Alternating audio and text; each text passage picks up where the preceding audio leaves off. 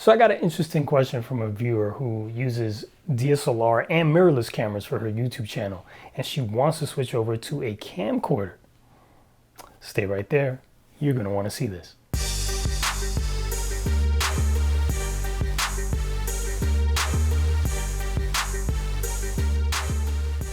Hi, I'm Mike Turner, your friendly filmmaker, and today we are talking about camcorders once again. So I got a question from a viewer, and I thought it was really good, so I felt, let me answer this with a YouTube video, because I'm sure there's some of you out there that probably have the same type of question.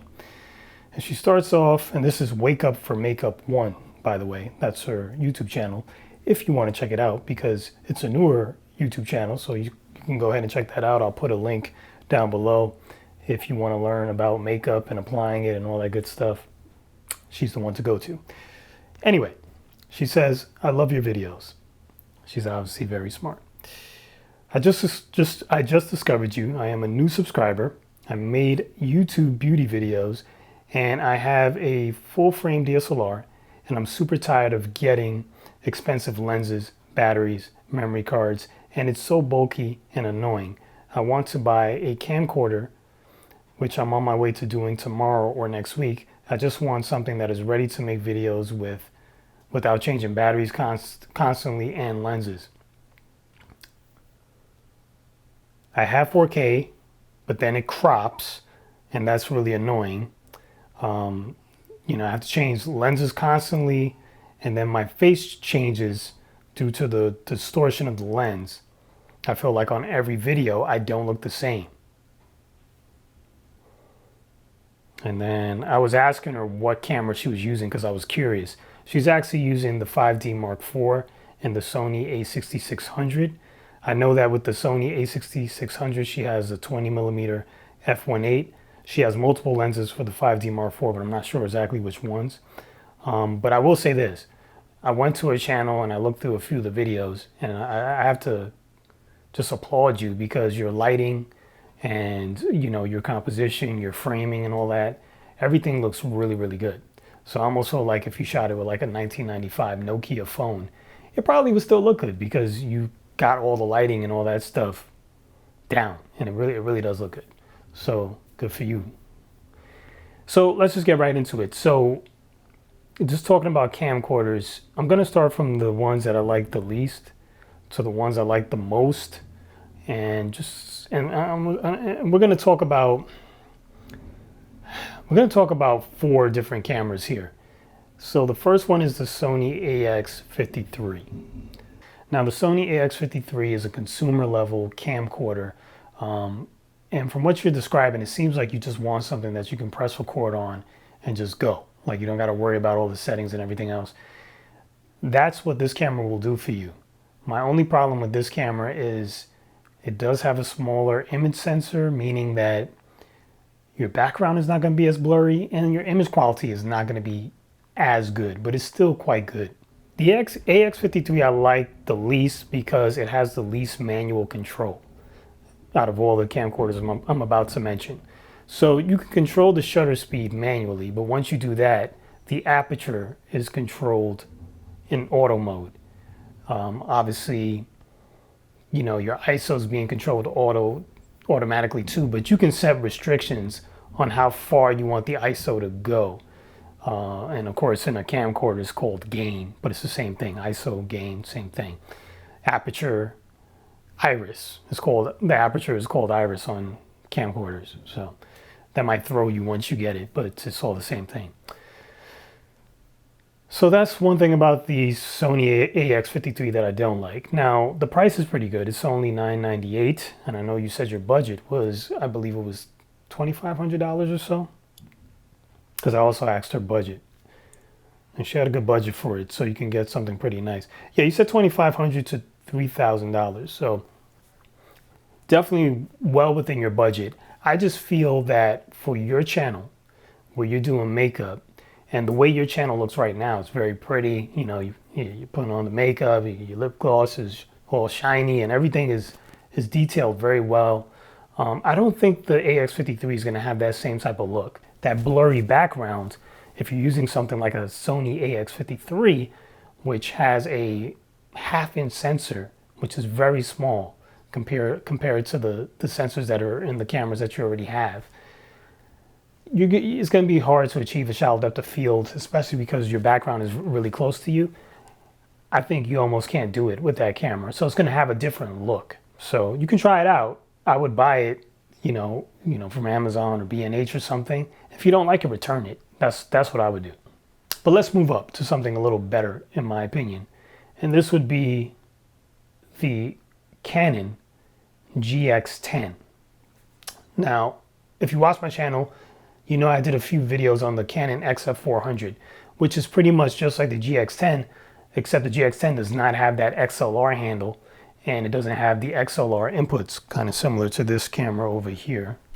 It's not the same camera, because I don't have it anymore, but it's missing this handle with these inputs for the audio.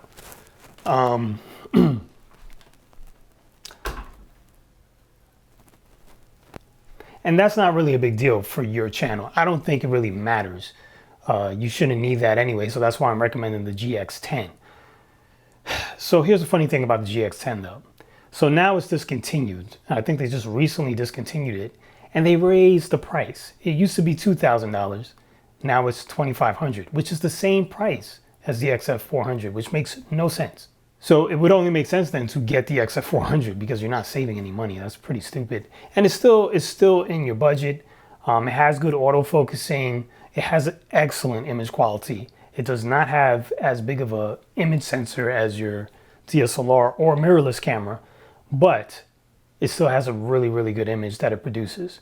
Out of all the camcorders that I've ever used, that particular camera has the best image that I've seen. So in terms of image quality, I think it can hang with your channel. So now moving on, let's go to the next camera. And this one is almost tied with the Canon GX10 that I mentioned. It's the Sony A6700.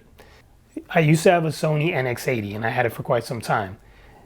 Great camera. The only reason I got rid of that camera is because I shoot a lot of weddings and I shoot in situations where there's a lot of low light or not enough light. And that camera it did okay, but it didn't do good enough for me. In your situation where you're lighting your set very, very well, it's going to produce a really good image. And I would say it's going to produce just as good of an image as the Canon in your lighting situation. Brand new, the AX700 is $1698, so it's definitely in your budget for sure. And it's a good camera. So you get a good autofocus. There's a bunch of like professional features on it that you probably won't even really need. But in terms of image quality and focusing, because I think having autofocus is very important for what you're doing, good autofocus. Having a flippy screen that flips towards you. It has a mic jack so you can plug in your mic and get good sound and everything like that. And of course, you also mentioned the battery life. And this is something where the Sony does really well. The native battery that it comes with, if I remember correctly, I think you get like a couple hours battery life with it, but you can buy bigger batteries for it and get like 5 hours of battery life. And matter of fact, because it's a camcorder, it doesn't really matter because you can just plug it right into the wall. So it doesn't really matter, just plug it right into the wall. That's the nice thing about all of the camcorders I mentioned so far. You could just plug them right into the wall. Who cares what the battery life is like? Because matter of fact, in that AX53, the battery life is only about an hour. And in the Canon, the battery life is probably about an hour and 20 minutes, hour and 30 minutes. Not very good. And there's not much you could do about it because they don't really make an extended battery that gives you that much more battery life. So you're kind of stuck with poor battery performance with the Canon. But with the Sony, you can get a better battery and get longer battery life if you want. So that is definitely a plus. Moving on to the last choice. This one's going to throw you for a loop. It's your A6600 that you already have, believe it or not. I know you want to get away from that because you want something where you don't have to swap the lenses and you want the better battery life, and I understand that. But keep in mind with the A6600, and I have an A6400. As you probably already know from watching the channel, I got the A6400. At the bottom of this camera, there's a little, it's hard to see there, but it depends on how I get the lighting here. But in the bottom here, don't do this to me, okay? Don't embarrass me. You pull this the battery door thing back, and what that's there for is for a dummy battery. So you could put a battery in there that has a cord coming out of it that then will allow you to attach it into the wall, or allow you to attach it into like some type of bigger battery, and then this thing rolls on forever, because there's no record limits with the A6400 and there's no record limits with your A6600. So it kind of is almost like a camcorder in that way, that it's not stopping at 30 minutes like a lot of other DSLRs or mirrorless cameras do. It just keeps going. So if you put a dummy battery in that, that will get around that problem. The other problem with switching lenses, if you notice, this one has the 18-105 f4 lens on it. That's what I use. With this lens, because it goes so wide and goes so close, you would never have to change this lens. It will pretty much work for everything. So if you get a zoom lens instead of just getting like a bunch of prime lenses, even though the prime lenses typically have better image quality, the image quality coming out of this is very good. So honestly, yeah, I almost feel like you're kind of good where you're at with the camera you already own. The A6600 is going to give you the best image quality out of all the cameras that I've mentioned. You already have one that does really well. The 5D Mark IV, I would just sell that. I feel like you don't even need that camera. If you have A6600, why do you need it? But I guess maybe you have two cameras set up because you have one on you, and then maybe you have one pointed down to show what you're working on, the makeup and stuff. Maybe that's why you have two, which I can understand. But the A6600 definitely is good. The AX700, if you really want a camcorder, to me is going to be the best one. You can try the AX53. I would almost just skip over the Canon just because I don't like the way they raised the price.